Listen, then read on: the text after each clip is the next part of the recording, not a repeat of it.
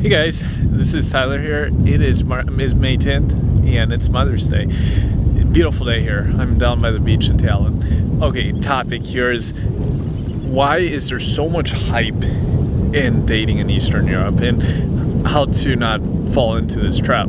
Firstly, I've been to many Eastern European countries and some are really good. Others not as much, but they're still pretty good. It's really a scale of relativity, and there's also many other things about these countries from one place to the next that you can enjoy, and that's something to remember here. It's not just about dating and relationships. There's so many other aspects of life. I live in Eastern Europe now, so I see this firsthand. I really appreciate all the other things there is to offer. What I have noticed while living here is the overhype in a lot of the dating, foreign dating. I was probably one of the few cases of younger guys that actually came to Eastern Europe without the heavy interest in foreign dating. I actually used to be really into South America. I lived in South America and I learned Spanish, and it was actually kind of accidental when I came back to Chicago. I just connected well with Eastern Europeans.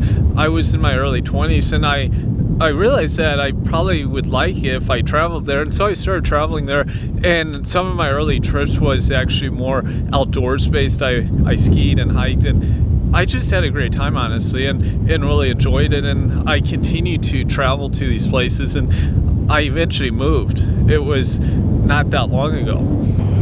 Before I first started traveling, I was aware that guys were going to these countries, simply for dating and for relationships, which I always thought was kind of stupid, honestly.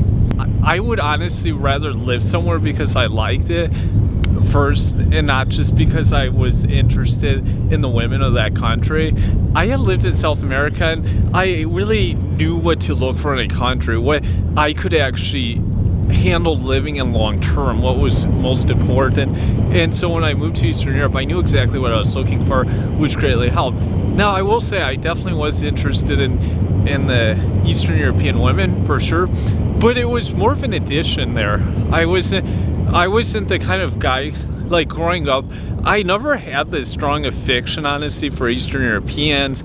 I didn't have anything against them. It wasn't something that I really paid much attention to, you could say. Little did I know either, when even in my late teens, that I would be living in a foreign country when I got older. I intended to stay and grow a career in America and possibly have a family. I never thought that I would actually be moving to Eastern Europe, so this was a huge factor. And I really learned a lot about myself from my late teens to early 20s. Okay, going back to the question at hand, though, or the topic at hand, is this hype in dating in these foreign countries. And this is really important because a lot of guys get tied up in this, and it really just ruins their whole experience, whether they're traveling or living in these countries. And I just say go somewhere and enjoy it. Don't worry about the dating and all the relationships and stuff. What's funny too is that, like, when I lived in Russia last year, I wasn't even actually seeking a relationship, and I found my ex-girlfriend within the first 2 weeks of getting there. And finding's not even the right word here. We just happened to meet. And this is kind of the point at hand, is that I just simply enjoyed the experience and just enjoyed everything about my time being there. Many of these countries, though, are way overhyped, especially nowadays. And it's really important that we look at a timeline here, because when you consider that these promoters started like 30 years ago, it's been some time, honestly. This isn't like it was 5 or 10 years later. And this is a critical element, that the hype has gone on so long that it's actually changed a lot in many of these countries. And likewise, many of these people are quite aware of all this hype, and it's really affected the dating market for both domestic and international couples. It's also given people a false sense of abundance in these places. There are still a few countries to this day that offer a huge variety of abundance, places like Belarus and Ukraine and Russia. And something though you'll notice about these particular ones is they're not the most comfortable situations or comfortable countries for the common person to live. And that's kind of a critical factor. And they tend to be a little more difficult to get certain documents. If you're from like US or Canada, no matter what, you're going to have difficulties in this sense. But for Europeans, so it's definitely a little easier to pick countries within the European Union. And this leads into why you don't want to get overbought in the hype.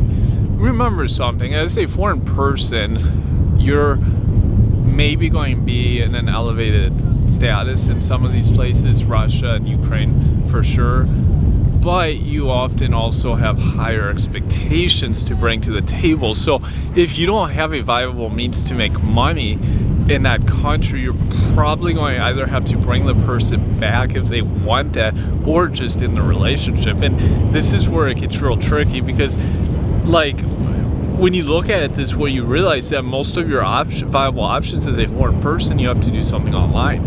And often that requires a certain amount of skill sets and just talents that many people don't have. And this is where it can really be a huge disappointment for some people.